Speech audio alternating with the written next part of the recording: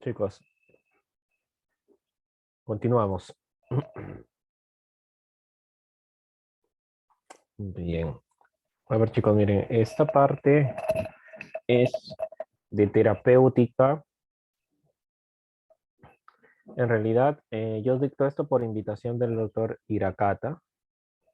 Eh, bueno, gracias a él también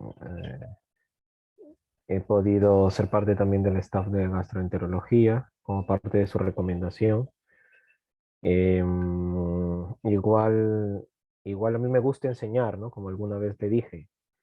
¿Cuál es el problema conmigo? Son mis tiempos y mis horarios, ¿no?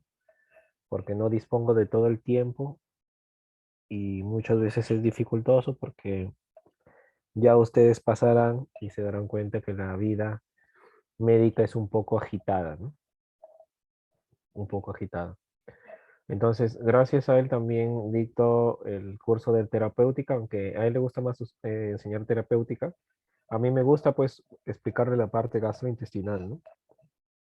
Entonces, él dictaba la clase de diarrea infecciosa y de ictus. Entonces, él amablemente me ha pasado sus diapositivas para poder compartirlas con ustedes. De aquí las voy a proyectar. No, obviamente, las que son de él hay que respetar porque es parte de su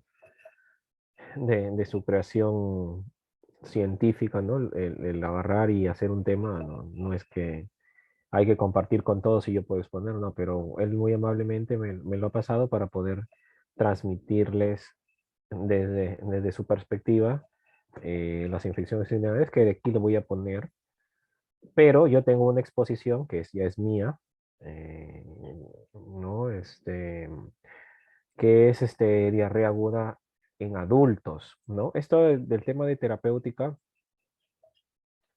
em, es importante más que todo ustedes para recabar qué, o sea,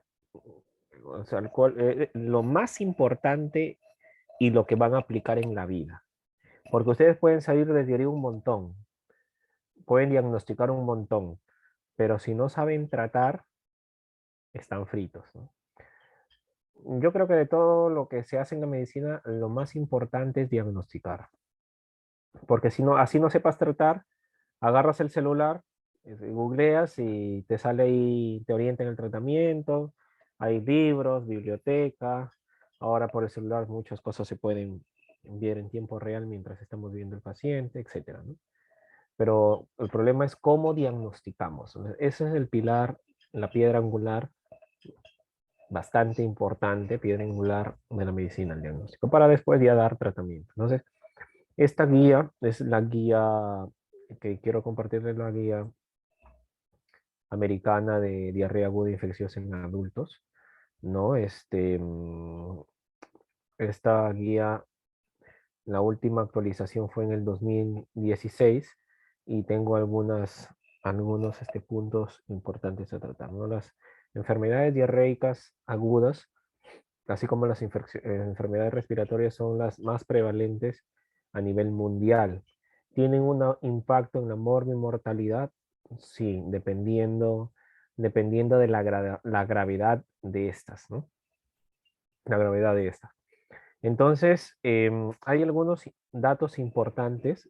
A mí usualmente no me gusta poner tanta letra, pero como este es un repaso de cosas importantes, le he puesto tal cual con el nivel de evidencia y el grado de recomendación que nos sugiere la guía, ¿no?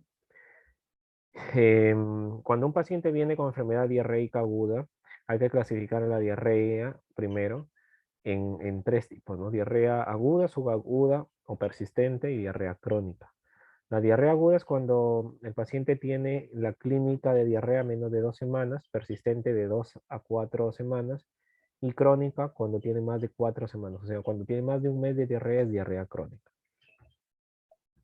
Las causas más frecuentes de diarrea aguda infecciosa son de diarrea aguda son las infecciones habitualmente y las intoxicaciones alimentarias. Una cosa es infección, que es el germen que se multiplica y genera un proceso infeccioso, Y otra cosa es la intoxicación alimentaria, donde toxinas de determinados gérmenes llegan, generan una irritación, una inflamación transitoria de la mucosa gastrointestinal y genera la sintomatología de la diarrea, ¿no? En una hay un proceso infeccioso con replicación, multiplicación del germen, y en el otro no hay eso, solamente es una toxina que irrita. La evaluación diagnóstica habitualmente debe de requerir el grado de deshidratación que tenga el paciente cuando tenga diarrea, y luego de eso orientar a la terapia y el tratamiento de soporte o antibiótico en todo caso, si es que lo requiere, lo requiriese. Todas las infecciones habitualmente no son graves. La mayoría casi de las infecciones respiratorias se autolimita porque habitualmente son virus, más que todo en el paciente pediátrico, o toxinas en el paciente adulto. Y pocas de ellas sí requieren tratamiento antibiótico. Cuando nosotros mandamos a hacer cultivos de las heces para determinar qué tipo de germen ha generado esto, cuando habitualmente el paciente tiene síntomas graves, tiene de repente por ahí una diarrea disentérica, o cuando el paciente este, tiene signos de deshidratación intensa o no mejora luego de los 3 días de tratamiento de soporte. Ahí ya nosotros le podemos hacer cultivos de las heces para determinar qué tipo de germen ha salido. Y también se puede usar cultivo de las heces, o sea, cultivo cuando hayan brotes epidemiológicos, ¿no? Como debe ser epidemiológico, ¿no? Como en algún momento fue el, el, el cólera, ¿no? Infección por cólera.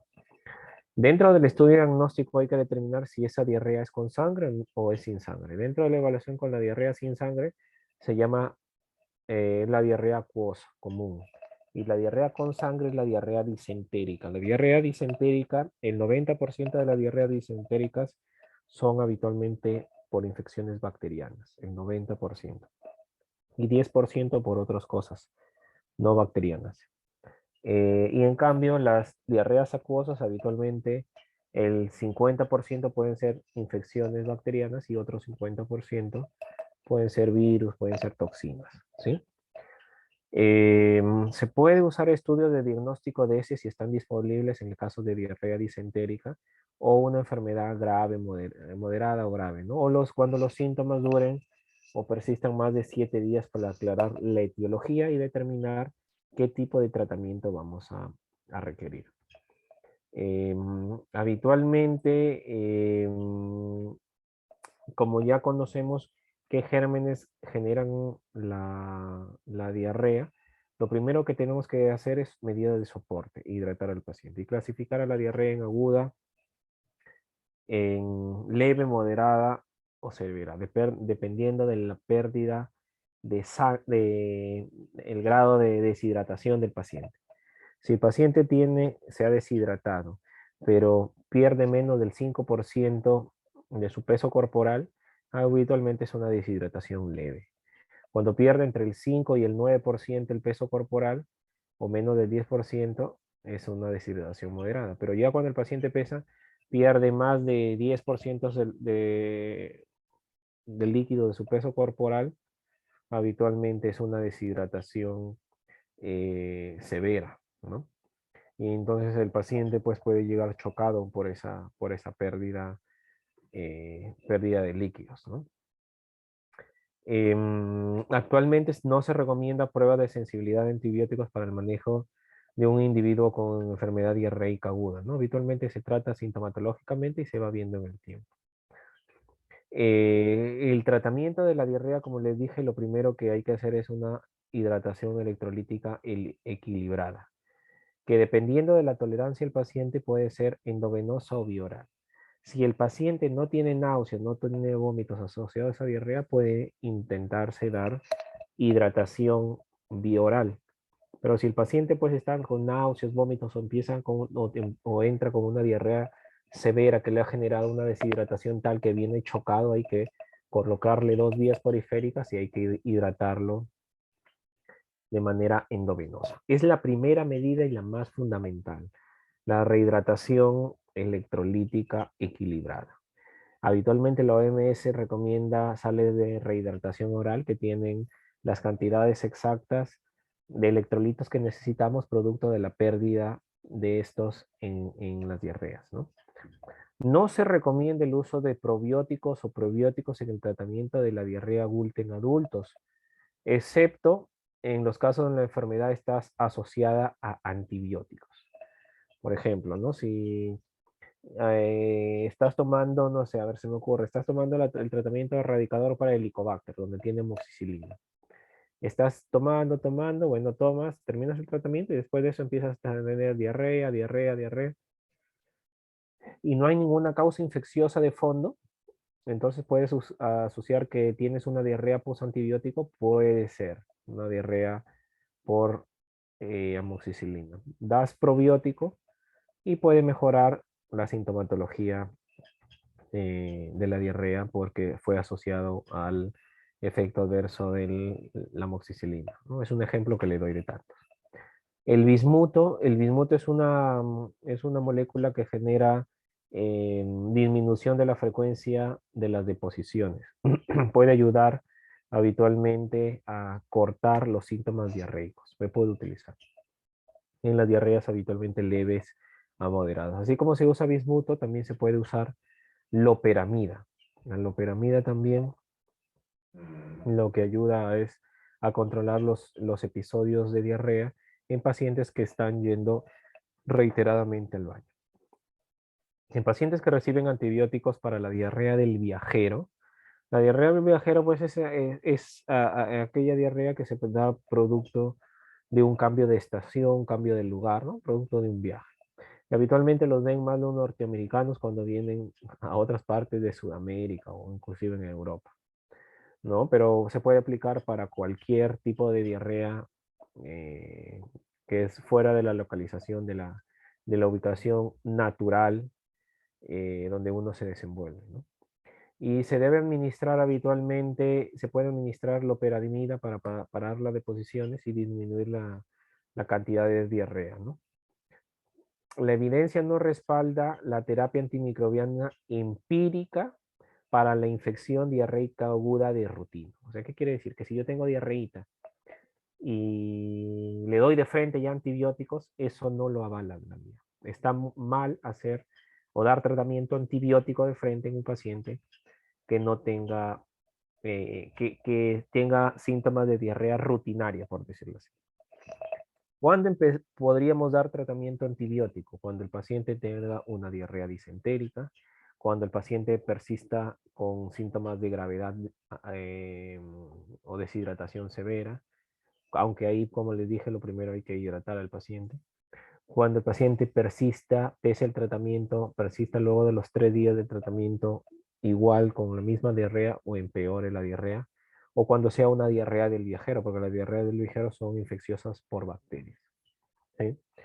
El uso de antibióticos para la diarrea adquirida de la comunidad debe desalentarse, ya que los estudios epidemiológicos sugieren que la mayoría de estas diarreas son de origen viral. O sea, las diarreas que ustedes se van, que habitualmente les genera cuando de repente están caminando, comen una hamburguesa y después se van al baño como 10 veces, no se sugiere dar tratamiento antibiótico. ¿Qué se debe de hacer? Tratamiento de soporte.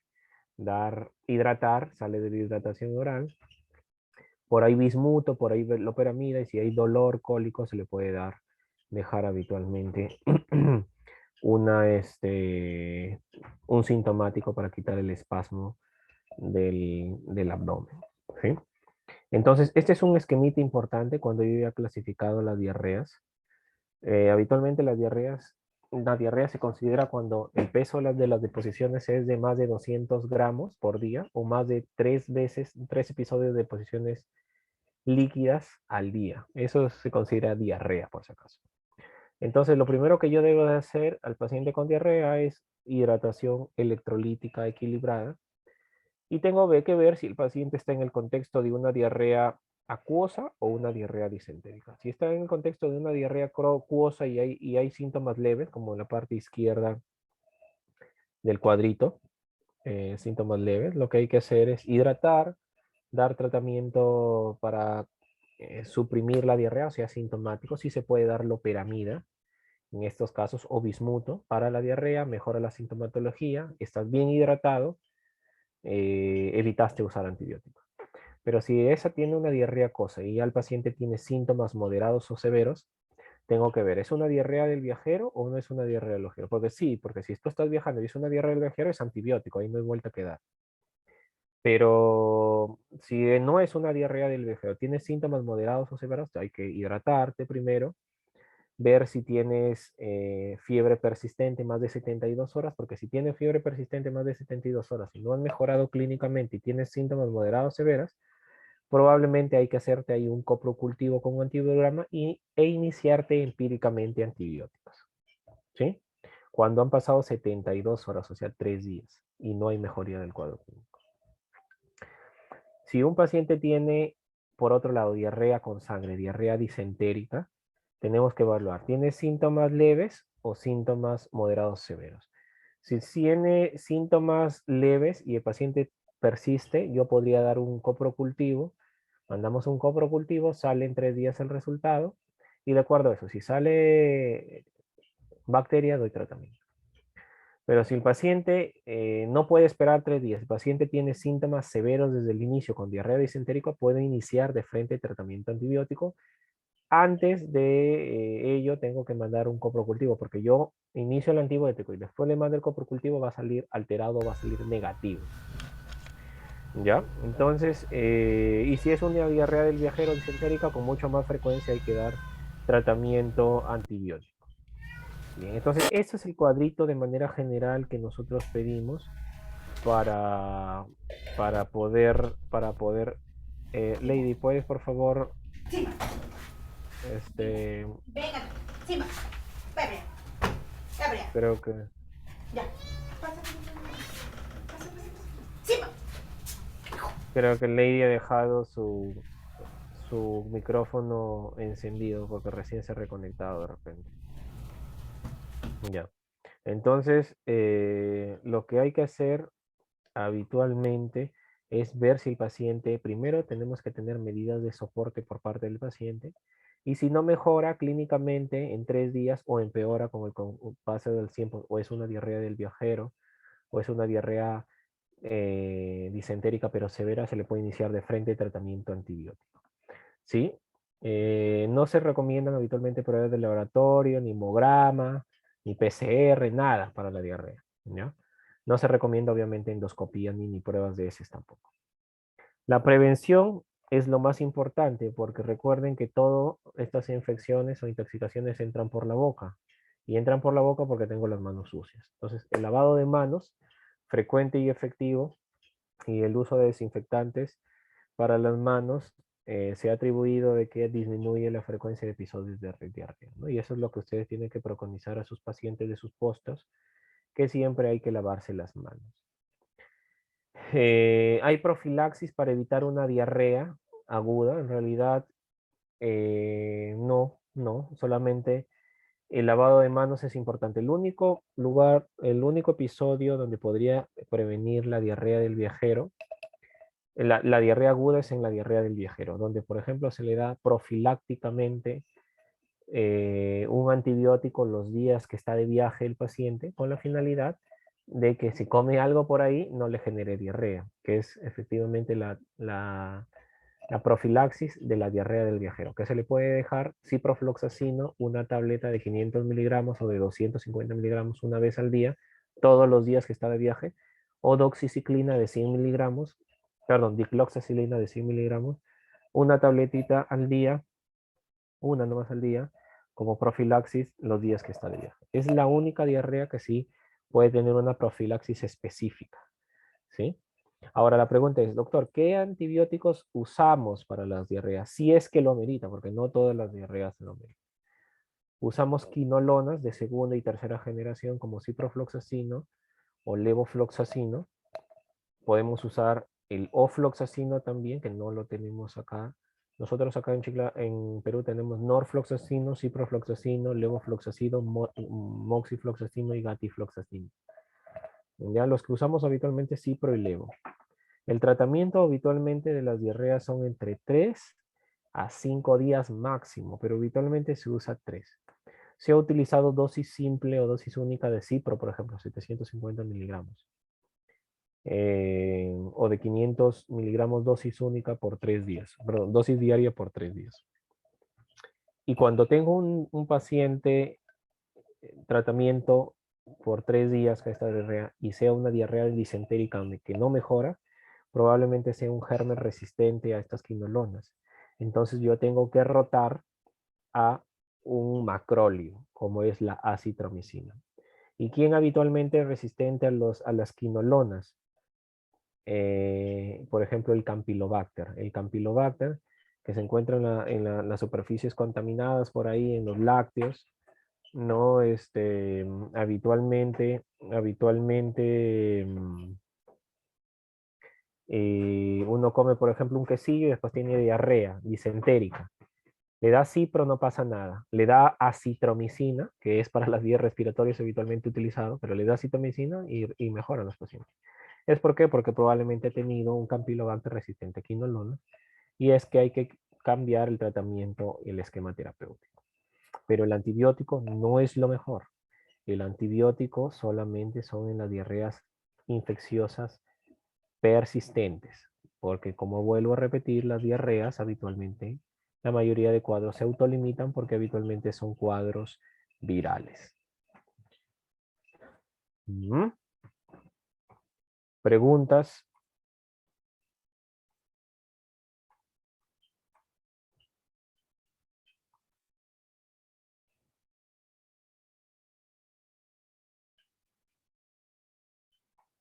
Ninguna pregunta. A ver.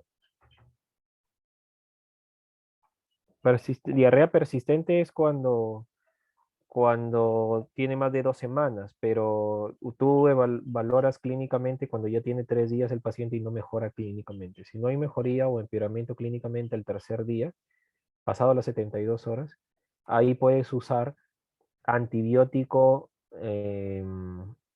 empírico, antibiótico empírico previo a la toma de coprocultivo. ¿No? Ahí sí, porque obviamente está persistiendo los síntomas. Pero si tú ves que va mejorando, la diarrea se está autolimitando con la loperamida, con los sintomáticos, con el bismuto y con las sales de rehidratación oral, entonces tranquilo, puedes prolongar todavía la hidratación 7 días más sin darle antibiótico, pero ya si hay signo de alarma, obviamente tienes que agregar el antibiótico, ¿no? Para reforzar lo que digo, esta es la exposición del doctor Hirakata, ¿no? Él también tenía su exposición. A ver, acá Andrea también pone un caso. Doctor, en caso de las diarreas por intoxicación alimentaria, ¿cuál es el tratamiento? Igualito, pues. Si es una toxina, lo que hay que hacer es hidratar al paciente y manejar sintomatológicamente. Las toxinas de los gérmenes habitualmente están a la orden del día y habitualmente se generan más cuando entran en un estado anaerobio o cuando hay algún grado de putrefacción de ciertas comidas, de ciertos alimentos, ¿no? Por eso es que no es improbable que cuando tú comas una crema que dices, no lo saboreo bien, no sé, el paciente dice, ¿no? Doctor, comí una, no sé, una hamburguesa, una comida rápida, pero sentí que la crema como que estaba media envinagrada, media agria, ¿no? Entonces ahí ya es un caldo de cultivo para que crezca un germen y las toxinas. Si las toxinas ingresan, se puede generar diarrea, dolor abdominal, vómitos. ¿Cuál es el tratamiento? Igual, el tratamiento es el mismo. Si está vomitando mucho, te colocamos un medicamento para que cese el vómito y empezamos a hidratar vía oral al paciente. Esperamos, le damos sintomáticos habitualmente y dentro de esos sintomáticos, como les vuelvo a repetir, tenemos el bismuto, tenemos la loperamida. Si hay fiebre o dolor abdominal, podemos darle antalgina, metamizol, podemos darle iosina para que pare el cólico, ¿no? De manera general. Esto es lo que es la exposición del doctor César, ya les había mencionado, diarrea más de 3 deposiciones al día que duran al menos de 2 semanas, porque diarrea persistente en más de 14 días y crónica más de un mes. El lavado disminuye hasta el 50% de las infecciones intestinales. Y como les había mencionado, el primer paso, evaluar la severidad, el grado de deshidratación, leve, moderado, severo, y examinarla pues al paciente, ¿no? Cuando tiene una deshidratación leve, cuando pierde la deshidratación leve, es cuando hay pérdida de menos del 5% y moderada hasta el 9%. Y severa es cuando ya pierde más del 9% del peso corporal. Cuando fuimos atacados por la pandemia del cólera, habitualmente el paciente se moría deshidratado porque perdía más del 10% del peso corporal rápidamente por la diarrea que generaba el vibrio cholerae, y eso lo mataba. Entonces, los que sobrevivían eran los que habían llegado a la emergencia y que profusamente se les había dado una hidratación intensa. Por eso es que la hidratación debe ser la clave del tratamiento de toda diarrea. Las principales causas de diarrea: virus, bacterias, parásitos.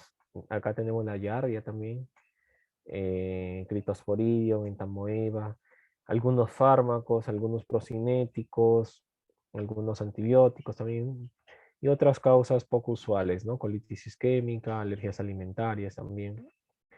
Hay gérmenes que tienen una localización intestinal y colónica, ¿no? El rotavirus, que es la infección más frecuente en pacientes pediátricos menores de 2 años. El rotavirus es el virus que más genera diarrea. ¿Cuál es el tratamiento? El tratamiento básicamente es hidratar al paciente, sale de rehidratación oral, nada más, porque así como solito entra, solito se va también.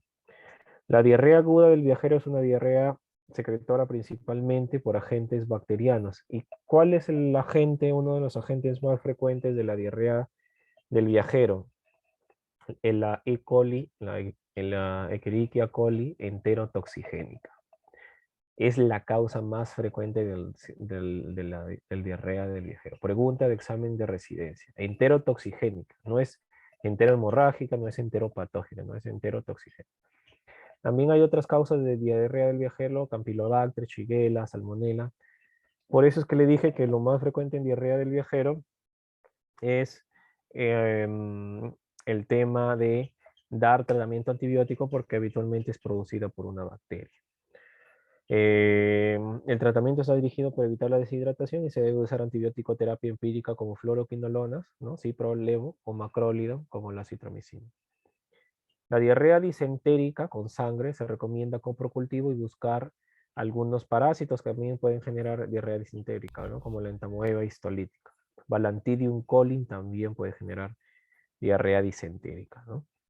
El antimicrobiano debe iniciarse con una quinolona, ciprolevofloxacino, y puede cambiarse a macrólido cuando estemos pensando en un Campylobacter resistente a quinolona, lo que les estaba comentando anteriormente, ¿no? Puede usarse metronidazol, tetraciclinas para las amebas, o el Balantidium también, Balantidium coli, que también está habitualmente el cerdo es uno de los animales que más tiene este tipo de parásitos. Diarrea persistente es habitualmente, cuando ya una diarrea persiste, puede ser que ya estemos asociados más a una diarrea por parásitos.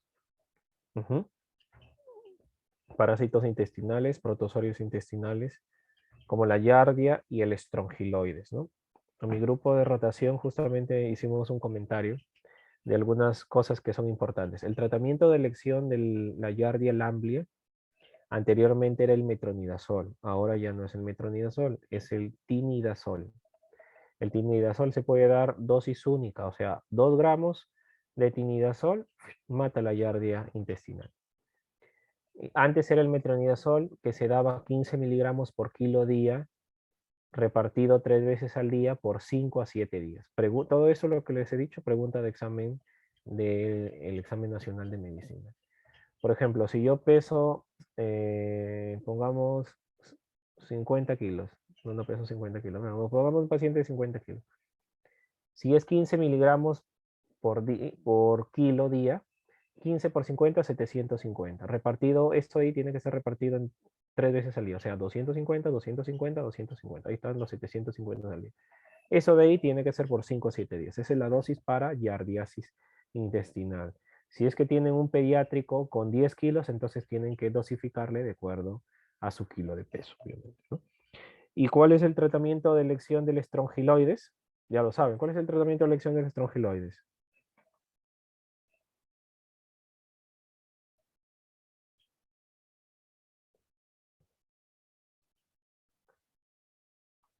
¿Alguien sabe cuál es el tratamiento de elección del estrongiloides?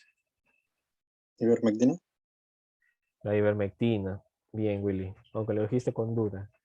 La ivermectina es el tratamiento de elección del estrongiloides, ¿no? Entonces, el itraconazol también se ha usado, eh, pero habitualmente la ivermectina es el tratamiento de elección. Habitualmente se da una gotita por kilo de peso, ¿no? Como la dosis del COVID que se preconizó. Y se da por un día y se puede volver a repetir al séptimo día. Esa es la dosis que utilizaban habitualmente para el COVID, pero esa es una infección por estrongiloides, es ivermectina, ¿no? Pueden generar diarrea persistente. Y diarrea crónica, pensar en inmunosuprimidos, pensar otro tipo de patología no infecciosa como la enfermedad inflamatoria intestinal o de repente por ahí un síndrome del intestino irritable. Pero los gérmenes que pueden generar diarrea crónica es el Clostridium difficile, que genera la famosa colitis pseudomembranosa. Pregunta de examen. Esta pregunta es muy manoseada. ¿Qué germen genera la colitis pseudomembranosa? Clostridium difficile, ¿no? El año pasado tuve un paciente con, no, son infrecuentes, pero tuve un paciente con colitis pseudomembranosa que tenía diarrea crónica y en la colonoscopia se habían placas amarillentas a manera de moco amarillento pegado en el colon. Por eso se llama pseudomembranosa, membranas amarillentas, ¿no? ¿Y el tratamiento de elección del Clostridium difficile cuál es, chicos? Pregunta de examen.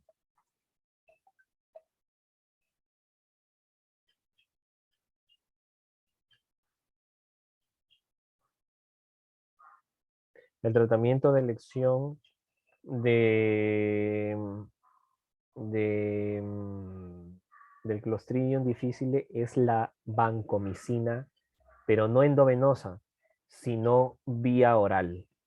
La vancomicina fue creada para ir en la vena, pero si yo estoy sospechando de infección por Clostridium difficile es vía oral, ¿no? Es pregunta de examen. Y si es resistente a la vancomicina, metronidazol. Son preguntas de examen.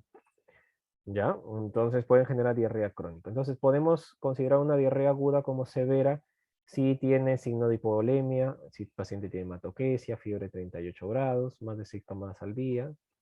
Pues relativo, ¿no?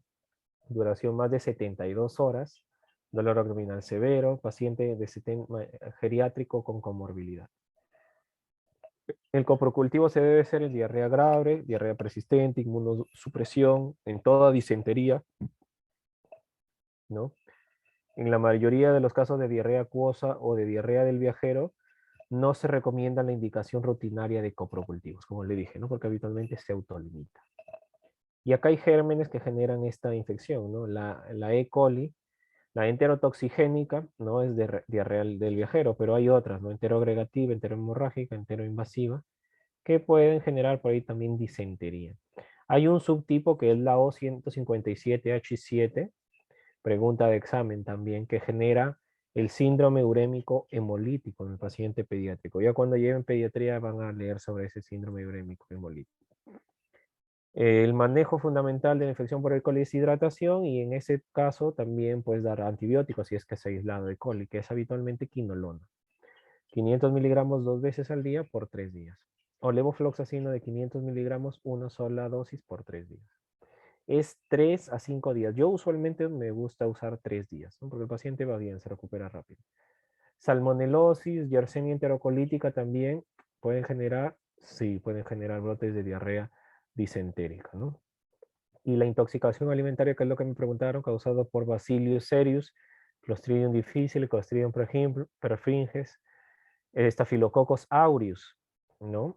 El Staphylococcus aureus no solamente genera neumonía o infecciones de piel, O el síndrome de la piel escaldada estafilocócica. No solamente genera infecciones dérmicas, sino también genera su toxina, diarrea, por intoxicación alimentaria, ¿no? El Bacillus cereus, por comer arroz contaminado, ¿no? Su chaufita en el agachado, ¿no? Ahí los veo ahí comiendo. Los sábados, los domingos a las 3, los domingos a las 4 de la mañana, luego que salen de Valdoria, ahí los veo algunos.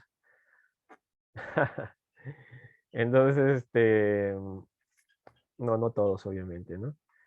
Entonces, después de eso, dicen, creo que me cayó mal el alcohol. No fue el alcohol, fue una toxina y fue el agachado te dio su yapa ahí de una toxina alimentaria, ¿no? Y hay bastantes que recurren así, que caen mal de un momento a otro porque comieron algo, ¿no? Algo mal. Entonces, el manejo, ya saben, la restricción de la dieta, retirar la fibra, retirar los lácteos cuando está el paciente con diarrea, porque eso genera más diarrea, sale de hidratación oral o hidratación parenteral de acuerdo a la gravedad y la tolerancia del paciente, bismuto, antidiarreicos y antibióticos, no siempre, que ya hemos hablado. Por el otro lado, tenemos las infecciones urinarias, que hay términos acá. Bacteriuria asintomática es cuando se aísla un germen, o sea, hay más de 100.000 unidades formadoras de colonia en el cultivo urinario, pero el paciente no tiene síntomas. Eso se llama bacteriuria asintomática. Y tu baja, que puede ser cistitis uretritis, y tu alta, pielonefritis, o ITU complicada y ITU no complicada. ITU recurrente cuando tiene más de 3 infecciones urinarias al año. ITU nosocomial cuando es adquirida dentro del hospital, ¿no? Dentro de la etiología tenemos que la causa más frecuente de ITU también es el E. coli, pero acá ya no está el enterohemorrágico, enterotoxigeno, no, son básicamente otro tipo de E. coli que está destinado a la vía urinaria, Klebsiella sp y otros gram negativos, ¿no? Acá se clasificaron a los gérmenes según sea complicada o no complicada, o in situ en pacientes sondados con sonda. Por ejemplo, en pacientes con sonda, la ITU polimicrobiana es la más frecuente. La cistitis o ITU baja, lo más frecuente es el E. coli. Y la ITU no complicada, habitualmente acá, ITU complicado, por ejemplo, también hay el E. coli, Klebsiella, y acá también empieza a aumentar la pseudomonas aeruginosa. ¿Cuáles son los factores de riesgo para ITU? Hay bastantes, ¿no? El principal factor de riesgo, por ejemplo, es el tamaño de la uretra, ¿no? Por eso es que la mujer tiende a tener más infecciones urinarias que el varón, ¿no? Tiene una uretra de 2 centímetros y por ende, pues, ascienden con facilidad los gérmenes. Las relaciones sexuales, por ejemplo, exacerban la situ, ¿no? Por eso es que no es difícil pensar que una paciente sexualmente activa tenga infecciones urinarias cada cierto tiempo, ¿no? Y obviamente la inmunosupresión, ¿no? Diabetes, edad avanzada, insuficiencia renal, cirrosis, etc. Las infecciones urinarias, en realidad, el diagnóstico es, uno lo piensa cuando el paciente tiene síndrome miccional, disuria, polaquiuria y tenesmo vesical. Tiene que tener 2 de 3. Si tiene 2 de 3 es un síndrome miccional. Lo primero que tengo que hacer es pedir un examen de orina y un cultivo. De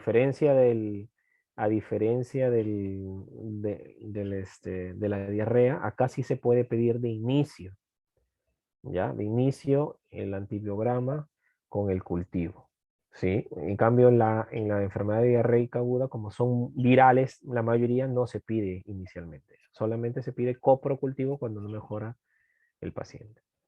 Y el tratamiento depende si es complicada o no es complicada. Seleccionar bien el antibiótico de forma empírica. Conocer algunas cosas, medicamentos contra los gérmenes específicos, ¿no?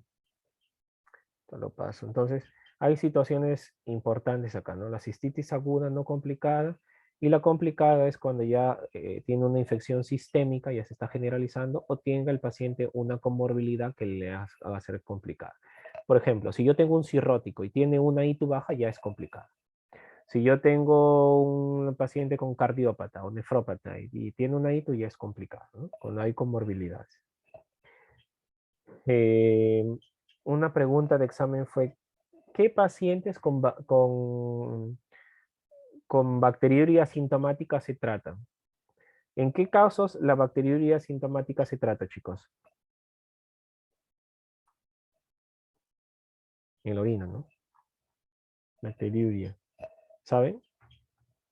¿Cuáles son las dos excepciones donde la bacteriuria asintomática, el paciente no tiene síntomas, pero se debe de tratar? Embarazada, doctor. Claro, pacientes embarazados. ¿Y la otra condición?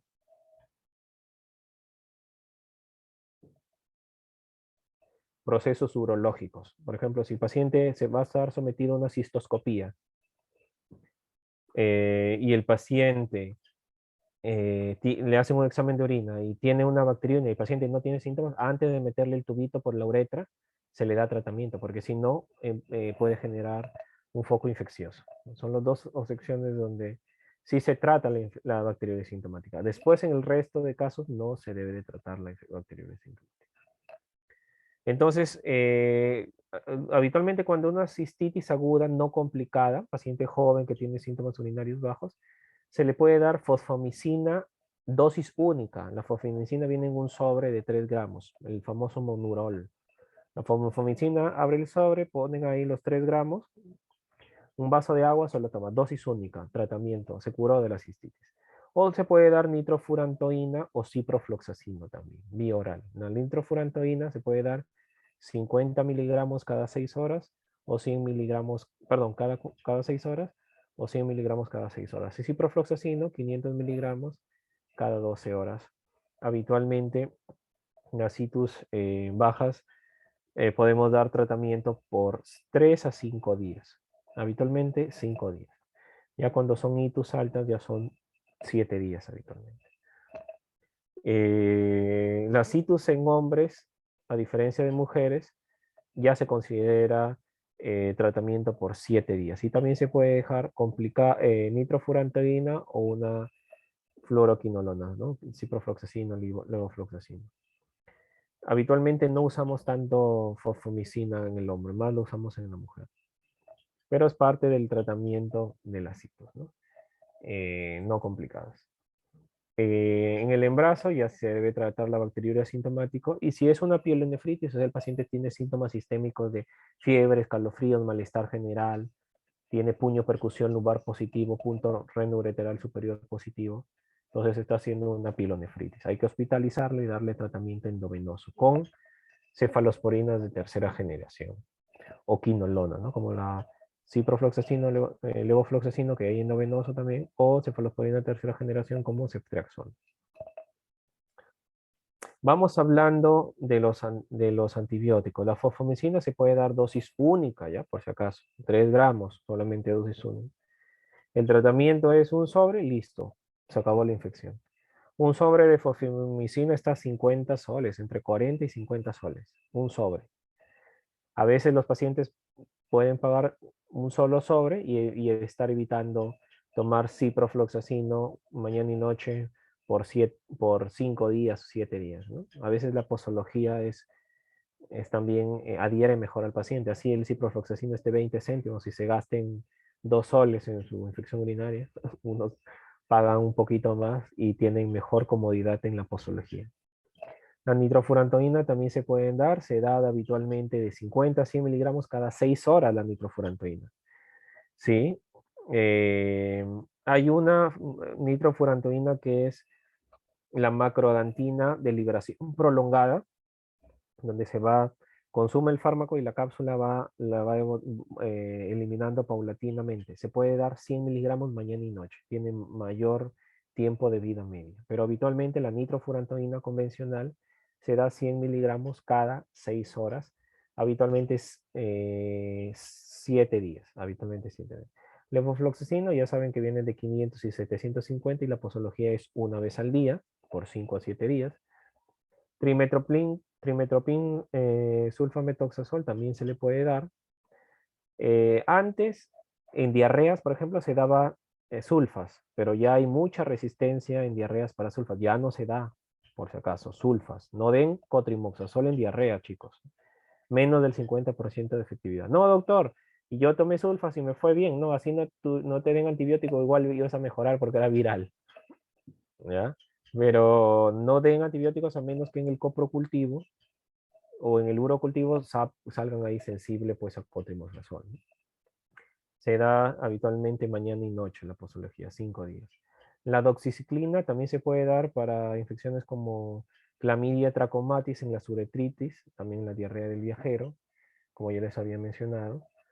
La micacina, los aminoglicósidos también, pero estos ya tienen una posología parenteral. Los aminoglicósidos no se dan para diarrea, se dan para itus, ¿ya? Pero hay que tener cuidado porque generan nefrotoxicidad y ototoxicidad.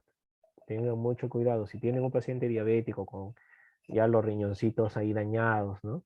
Piénsenlo 2 veces dar amicacina o gentamicina, porque pueden generarle empeoramiento de la función renal. Y tienen un empeoramiento directo o un empeoramiento por tolerancia, ¿no? O sea, tienen un mecanismo por hipersensibilidad del medicamento y un mecanismo directo por las moléculas del medicamento que generan nefrotoxicidad. Hay que tener en cuenta y muchas veces puede ser irreversible. Y la ceftriaxona que se da en itus complicadas, habitualmente 7 días endovenoso, cuando pues yo también tenga un urocultivo donde me digan que es sensible a cefalosporinas de tercera generación, ¿no? Bien. Pregunta, chicos.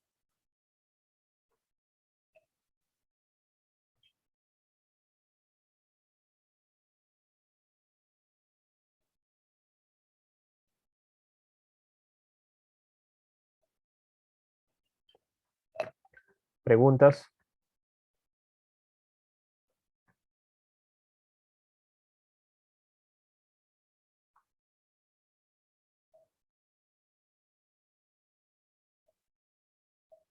Doctor, en una ITU, el tratamiento de elección sería nitrofurantoína. En una itus sin complicaciones, ITU baja en mujer sin complicaciones, nitrofurantoína o una quinolona o fosfomicina. Tienes ahí varias alternativas, empíricamente. Y Puede el ser uso de nitrofurantoína. ciprofloxacina. Ciprofloxacino, 500 miligramos o 250 miligramos mañana y noche, 3 a 5 días. ITU baja. Pielonefritis, que es ITU alta, son 7 días. Pero ya en ITU altas ya no das, ya la ITU alta es una pielonefritis. Mejor tratas por endovenoso. ¿Puedes dar quinolonas? Sí. Siempre y cuando el cultivo salga sensible a las quinolonas. Y puedes darle endovenoso también, ¿no? Como ciprofloxacina endovenoso, 7 días. Si es pielonefritis, si es alta. Si es baja, se pueden dar 3 a 5 días. Usualmente yo lo uso 5 días. Y en diarreas, 3 días. Salvo por ahí una diarrea ya que tenga síntomas graves, persistentes, ya puedo seguir 5 días, ¿no? Pero sí, se puede hacer en ITU bajas, no complicadas. Se puede usar nitrofurantoína, pero la nitrofurantoína es el único medicamento que sí son 7 días de tratamiento. 5 a 7 días de tratamiento. En cambio, cipro se puede dar 3 a 5 días, levo 3 a 5 días. Fosfomicina, dosis única. Una sola toma, 3 gramos, una sola toma. Y así se manejan las ITUs bajas. Entonces van a tener varios medicamentos. Ciprofloxacino, levofloxacino, nitrofurantoína, fosfomicina. Ahí están los 4 medicamentos que habitualmente se dan en las infecciones, las ITUs no complicadas.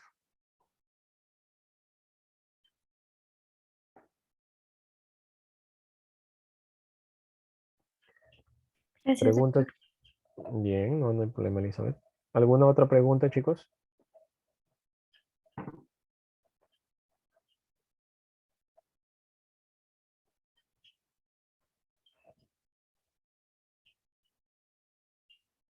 Me hacen la pregunta, doctor, disculpe, ¿se puede repetir la dosis de metronidazol para yardiasis? No está documentado dar una segunda dosis de metronidazol. Basta con 7 días de tratamiento, 5 a 7 días de tratamiento.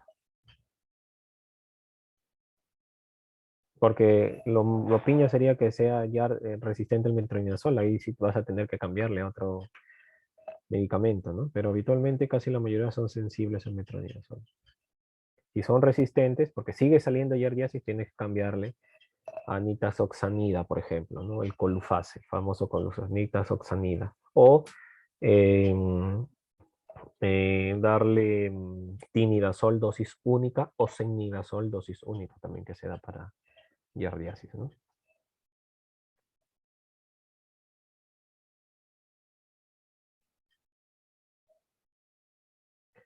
¿Alguna otra pregunta, chicos?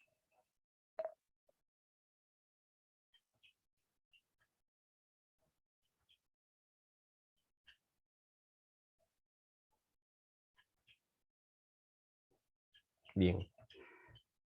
No hay preguntas. Entonces aquí nos quedamos, chicos. Nos tocan pocos temas. Ya habrá el momento de repente de conocernos presencialmente.